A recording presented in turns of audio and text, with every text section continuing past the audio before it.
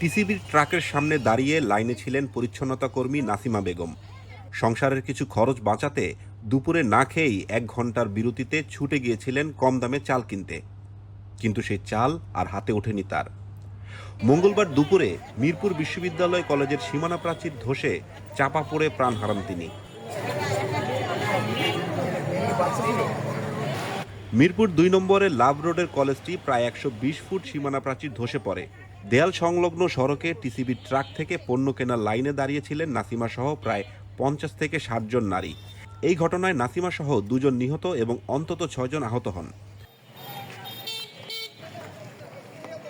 মেয়ের মৃত্যুর খবর পেয়ে বারবার কেঁদে উঠেছিলেন তার মা শাহিদা বেগম। আর্তনাদ করে বলেছিলেন, আমারে এখন ক্যাডায় খাওয়াইবো।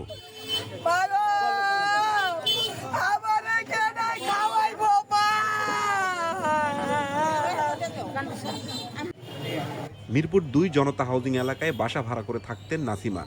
মাসে 13,000 টাকা বেতনে একটি বেসরকারি প্রতিষ্ঠানে পরিচ্ছন্নতা কর্মীর কাজ করতেন তিনি। 6 মাস আগে ধার দেনা করে স্বামী আব্দুল হামিদকে কুয়েতে পাঠান, কিন্তু অসুস্থ হয়ে পড়ায় তিনি নিয়মিত টাকা পাঠাতে পারছিলেন না।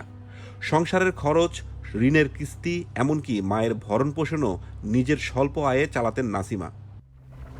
শাহিদা বেগম জানান, দুপুরে খাবারের জন্য বাসায় ফিরে প্রতিবেশীর কাছ থেকে টিসিবির ট্রাকের খবর পান নাসিমা। 1 ঘন্টার বিরতি কাজে লাগাতে না খেয়েই লাইনে দাঁড়াতে যান তিনি। আমি তো জানি না মাইয়া তো অফিসে গেছে কোন সময় তাও জানি না, আর সাইলেন্টে গেছে কোন সময় তাও জানি না। আমি ঘরে রান্না বসেছি। দেয়াল চাপায় আমার মেয়ে আর নাই, কথাটি বলেই কান্নায় ভেঙে পড়েন শাহিদা।